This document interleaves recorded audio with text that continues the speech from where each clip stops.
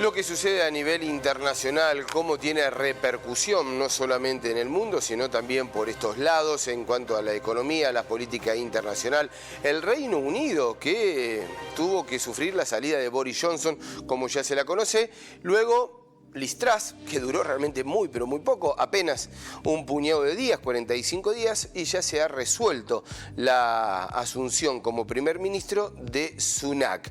¿Qué es lo que significa? ¿Cuál fue el tenor de ese primer discurso? Lo vamos a estar charlando con Francisco Castaño, licenciado en Relaciones Internacionales, magíster en Relaciones Internacionales. ¿Cómo te va, Francisco?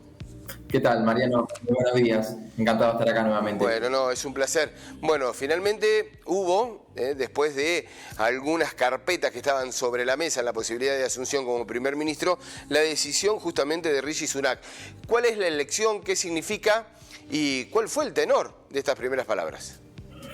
A ver, pasamos de tener 3 primeros ministros en alrededor de 3 meses. Recordemos que hasta en julio de este año Boris Johnson presentó su renuncia, pero que se hizo efectiva recién en septiembre, claro, cuando asumió, el 6 de septiembre que asumió Liz Truss, como mencionabas vos, que a los 2 días falleció la reina. Claro. Y duró solamente 45 días en el poder como primera ministra. Recordemos que el sistema, porque no hubo elecciones generales, llegó al poder por ser el líder, digamos, en este caso Rishi Sunak, que es quien estamos viendo en la pantalla, llegó al poder porque obtuvo los avales de los parlamentarios de los Tories, en este caso del Partido Conservador británico.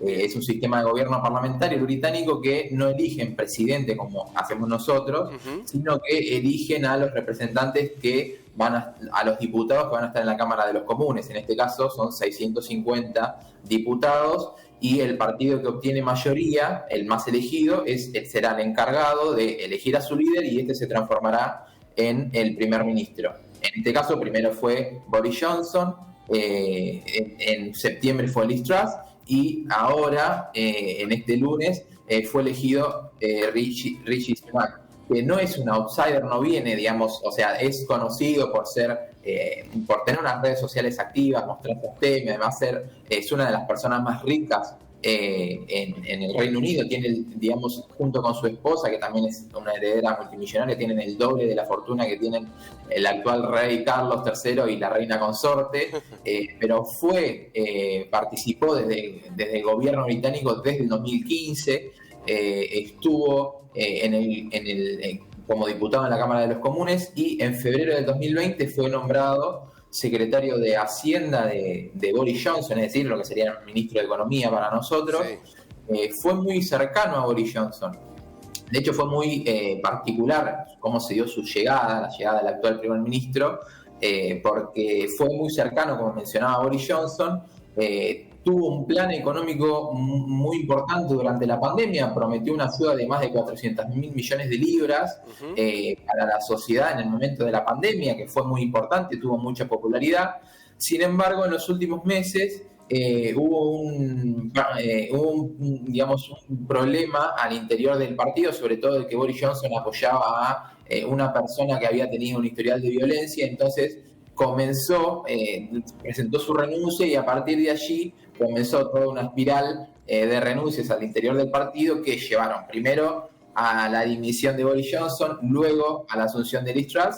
Y bueno, la dimisión de Liz Truss se da justamente porque había presentado un plan económico muy importante, sobre todo en 2 pilares. Una, venía con una deuda importante en Gran Bretaña en este sentido, y presentaba un plan, orientado a reducir impuestos, sobre todo un 45% de lo que era la tasa para aquellas personas que ganan más de 150.000 libras al año, es decir, rebaja de impuestos a los ricos, podríamos decir, y también lo que era un paquete de ayuda para que la tasa de electricidad, de la cuenta de electricidad, que había aumentado mucho en los últimos meses. Con la crisis energética, ¿no?, del mundo.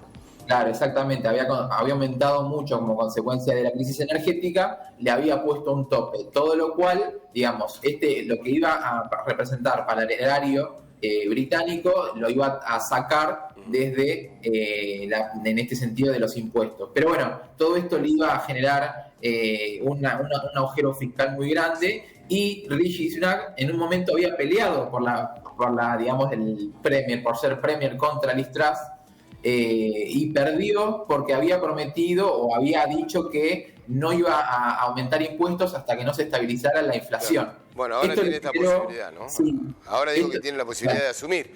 Digo, ahora ya, eso que había manifestado en su momento, bueno, ahora tiene la posibilidad de hacerlo o no, o cambiaron las condiciones.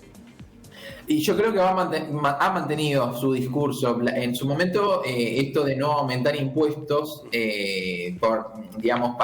hasta que se contenga la inflación, hasta que estén las cuentas públicas ordenadas, le generó, digamos, la contra de lo que era el ala más dura del Partido Conservador, y esto fue lo que no le permitió en un primer momento ser primer ministro, justamente.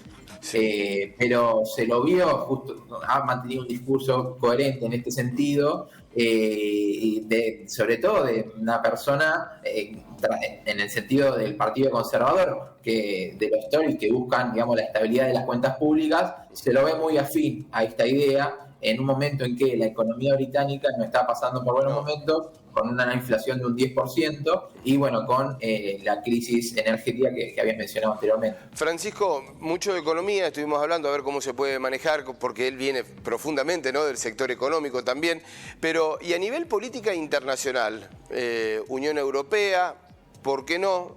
¿Cuál va a ser la relación que uno se puede llegar a imaginar con Argentina, atendiendo el reclamo de soberanía, por supuesto? Bueno, a nivel internacional, Rishi Sunak, primero déjame decir que fue muy partidario, apoyó mucho lo que es el Brexit, ha votado en las 3 ocasiones en la Cámara de los Comunes en favor de los planes del Brexit, y a nivel también de la guerra de Ucrania, ha mantenido conversaciones telefónicas no solo con Joe Biden, sino también con el primer ministro ucraniano, con Volodymyr Zelensky, reafirmando el apoyo del Reino Unido a Ucrania y presionando a Putin, a Moscú, a través de sanciones económicas. También habló de la influencia maligna de China, de otras cuestiones. Pero bueno, a nivel internacional se lo ve en este sentido, se lo ha visto muy activo. Sí. Veremos cómo actuará, sobre todo ahora el 30 y 31 de octubre. Este domingo y lunes va a tener lugar la cumbre del G20 en Indonesia. Veremos cómo actuará allí el nuevo primer ministro. Y a nivel de Argentina, mira, no hemos visto, yo por lo menos no he visto alguna expresión al respecto. Yo calculo que mantendrá la política internacional al respecto del Reino Unido con Argentina y con Malvinas.